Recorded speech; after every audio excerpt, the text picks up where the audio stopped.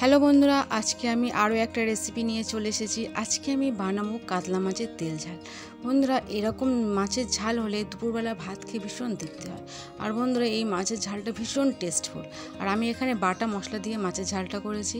আর এইভাবে তোমরা যদি মাছের ঝাল বানাও, খেতে খুব ভালো লাগবে। বাড়িতে কোনো আত্মীয় স্বজন এলে তখন এইরকমভাবে মাছের ঝাল তোমরা বানাতে পারো।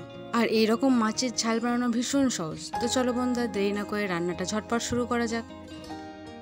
তো দেখো বন্ধুরা, এখানে আমি একটা কাতলা মাছ কেটে খুব ভালো করে পরিষ্কার করে ধুয়ে নিয়েছি। এবার এর মধ্যে অল্প একটু নুন, অল্প একটু হলুদের গুঁড়ো আর অল্প একটু লঙ্কার গুঁড়ো দিয়ে, আর তার সাথে আমি দিয়ে দেবো অল্প একটু লেবুর রস দিয়ে খুব ভালো করে মাখিয়ে নেব।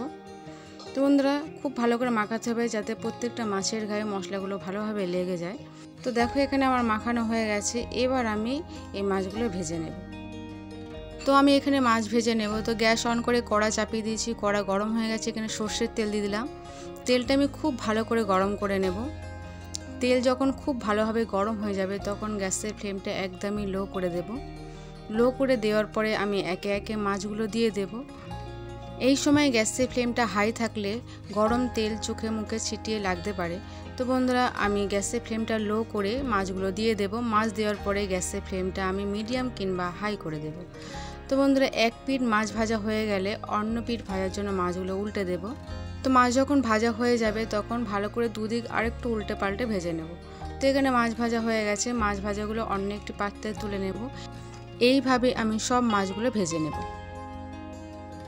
তো দেখো বন্ধুরা, এখানে আমি মাছ ভেজে নিয়েছি। সবগুলো মাছ খুব ভালো করে ভেজে নিয়েছি। এবার আমি মাছের ঝালটা বানাবো। তো দেখো, এখানে মাছ ভাজা তেলের মধ্যে আমি আরও একটু তেল দিলাম। তেলটা গরম হয়ে গেছে। এর মধ্যে আমি পেঁয়াজ কাটা দিলাম। আমি এখানে দুটো মিডিয়াম সাইজের পেঁয়াজ কেটে নিয়েছি। পেঁয়াজটা দিয়ে আমি খুব ভালো করে ভেজে নেব। এই সময় গ্যাসের ফ্লেমটা আমি মিডিয়াম রেখে দেব। আর খেয়াল রাখতে হবে যাতে কোনোভাবে পেঁয়াজ পুড়ে না যায়। পেঁয়াজ পুড়ে গেলে তরকারির টেস্ট একদম নষ্ট হয়ে যায়, তরকারি তেতো হয়ে যায়। তো আমি খুব ভালো করে লাল লাল করে ভেজে নেব।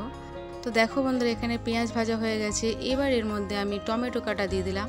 আমি এখানে দুটো মিডিয়াম সাইজের টমেটো দিয়েছি। টমেটো দেওয়ার সাথে সাথে আমি স্বাদ মতো নুন দিয়ে দিলাম যাতে টমেটোগুলো খুব তাড়াতাড়ি গলে যায়। তো বন্ধুরা, টমেটো আর পেঁয়াজ আমি একসাথে প্রায় 2 থেকে 3 মিনিট একটু ভেজে নেব। তো দেখো বন্ধুরা, এখানে আমার ভাজা হয়ে গেছে। টমেটোগুলো প্রায় গলে গেছে। এবার এর মধ্যে আমি গুঁড়ো মশলা দেব। তো দেখো, প্রথমে আমি হলুদের গুঁড়ো 1 চামচ দিয়ে দিলাম, লঙ্কার গুঁড়ো 1 চামচ দিলাম, জিরের গুঁড়ো 1 চামচ দিলাম আর ধনের গুঁড়ো 1 চামচ দিলাম। এবার এর মধ্যে আমি বাটা মশলা দেব।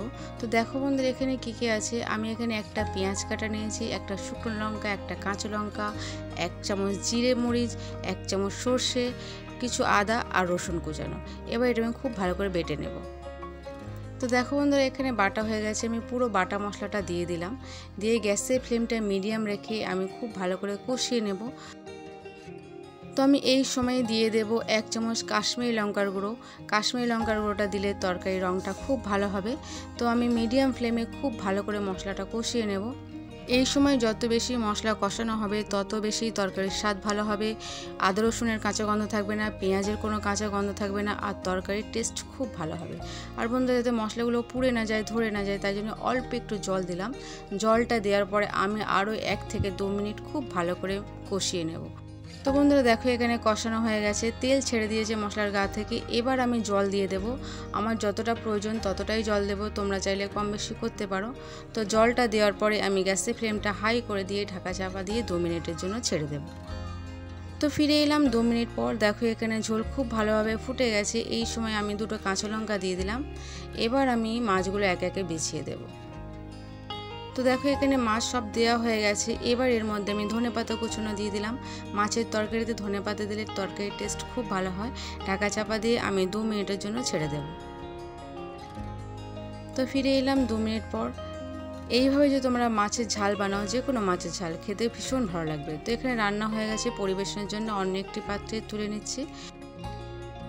তো আশা করি বন্ধুরা, আমার এই রান্নাটা তোমাদের খুব ভালো লেগেছে। ভালো লাগলে চ্যানেলটাকে সাবস্ক্রাইব করো, লাইক করো। আর দেখার জন্য অনেক ধন্যবাদ। আর হ্যাঁ বন্ধুরা, কমেন্ট করে জানাতে ভুলো না রান্নাটা তোমাদের কেমন লেগেছে।